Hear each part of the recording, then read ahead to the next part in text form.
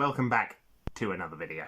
So, yes, I thought this would be a fun topic. It's not one I've done before. I don't really talk about the PS2, to be fair, because it's probably the least played console I have from 6th gen. I play GameCube, Xbox and Dreamcast way more, but that's mostly because my PS2 Slim is shit.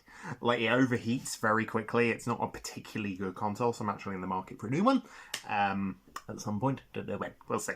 But a big fat stack of 10 games here. Now, there'll be some here that make sense. There'll be some here that people will be going, what the fuck, really? Okay, most of these people will be going, what the fuck, really? But let's start from the bottom. Quake Revolution. Yes, Quake 3 Revolution. And you know what? I'm also going to lump it in Unreal Tournament. I'm a big fan of these games. Absolutely love them. I think they're a lot of fun. I have played both on the Dreamcast, and they're not particularly playable nowadays. But, which is unfortunate because these don't have online. Unlike the Dreamcast ones, which I think do.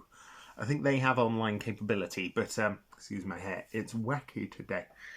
But yes, so, yeah, I mean, to be fair, they're quite similar. They're quite similar. They're the quintessential arena shooters. That's why they're here. They're sort of a, combined 9 and 10 slot there. But, yeah. There's one other multiplayer shooter in this list, and quite frankly, it's one I prefer. Time Splitters. Yes, Time Splitters. Time Splitters for the PS2. Now, is this cheating? No, because get this, only came out on the PS2. Time Splitters 1 is a PS2 exclusive. Until recently, where it's launched on basically every single platform that isn't Switch. Which is great. Thanks. But yeah, it's on PS5 now. I have played it. I have bought and played it, and yeah. Robo Boobies on the back, always fun. I'm a big fan of this game. I did a video a very long time ago where I talked about all of Free Radical's games, including Haze. But I did talk about Time Splitters 1. I actually prefer it to Time Splitters 2. I know Time Splitters 2 is kind of the one where everyone goes, oh my god, that's the best one in the series. It's the best one in the series. No, it fucking isn't. Absolutely not. That is future perfect. Let's try a different hairstyle, shall we? There we go. That's slightly more manageable. It's not as fun. 2's not as fun. Just isn't. Haven't been able to get into 2. I've tried.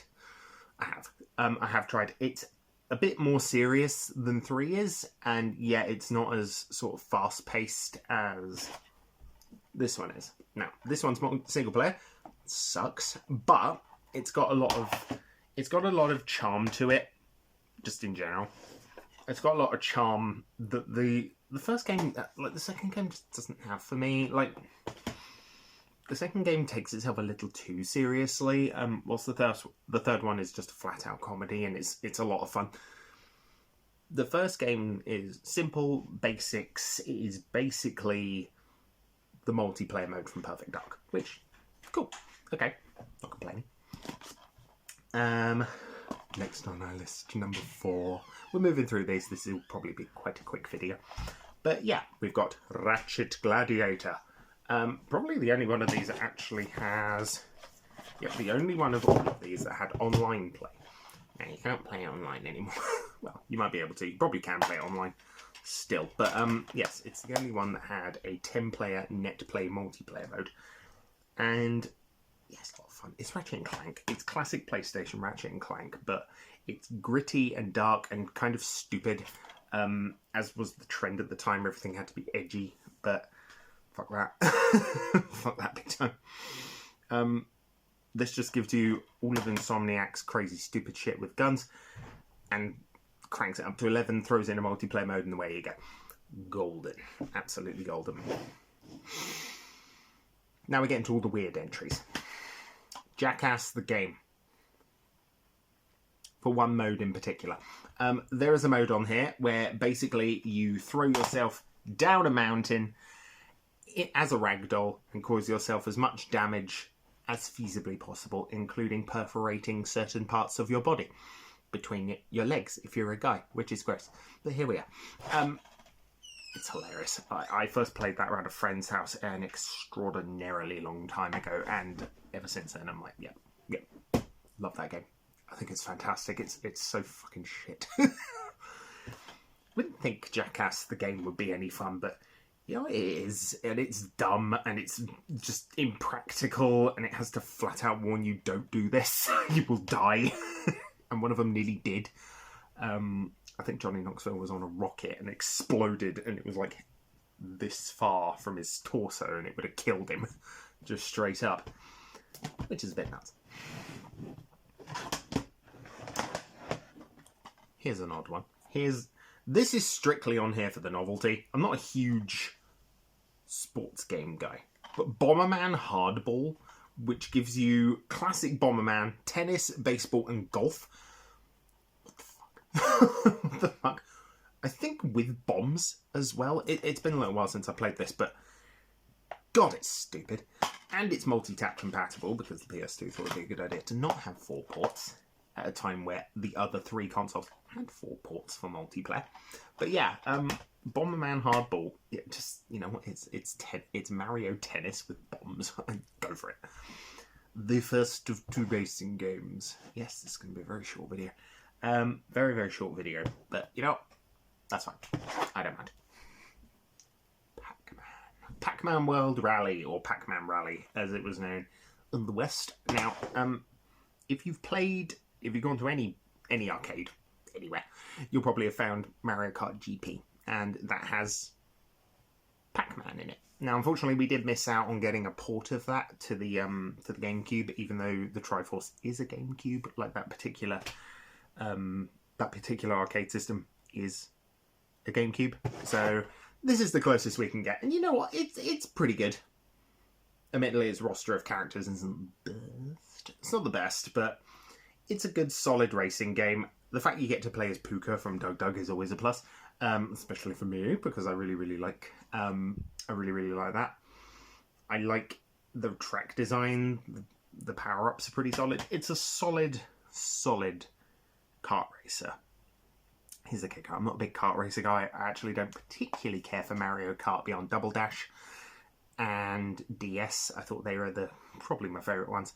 8 was fine. World is shit. It's bollocks. I'll tend to get rid of it, to be honest. It's just not very good. Not a very good kart racer. But never mind. Never mind. Not my favourite racing game on the PS2. However, there is one better. Now, I grew up around Legoland Windsor. Yeah, pretty cool. So we went there fairly frequently, and one of my absolute favourite things there was Lego Racers. Now, it was a full-blown arcade experience. You went in, you picked your race, you picked your kart, you built it yourself. It was in the game. You then drove around in a kart racer, like 3 laps, and then you were done. It was fucking cool. And I would kill for that to have leaked. Probably won't. I don't think it's there anymore. No, it isn't there anymore. It shut down a few years ago, which sucks. So, Lego Racers 2 is the closest I will ever get. And you know what? It's pretty good. This is before Lego started throwing themselves at every fucking license on planet Earth in an attempt to milk it for as much money as possible. Back when they had a nice healthy balance of, hey look, Lego Star Wars. Hey look, Lego Lord of the Rings. Lego Indiana Jones. That shit. And then also, hey look, Castle, Space, Bionicle. Lego Racers. It's a pity that's sort of gone. That era of Lego is gone. So now I mean, I played there was that Lego racing game, I think last year. Played that. Didn't like it. I didn't. I thought it was aggressively mediocre. It's not as feature complete as this is. This is actually a lot of fun. That other one just isn't. I can't even remember its fucking name. So fuck it. Never mind. But yeah. Last 2 are not games you're going to think of. They're not, because one is a chess game, the other one is golfing and violence.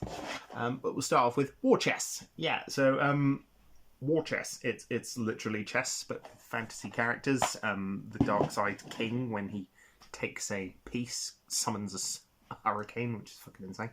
But I actually first played this game on the PS2 back in the day. So imagine my shock and surprise when it's on a console, something I can actually play it on. So yes, slightly downgraded visually, which is a bit of a shame, but same vibe, same music. You can apparently play online. Challenge online foes.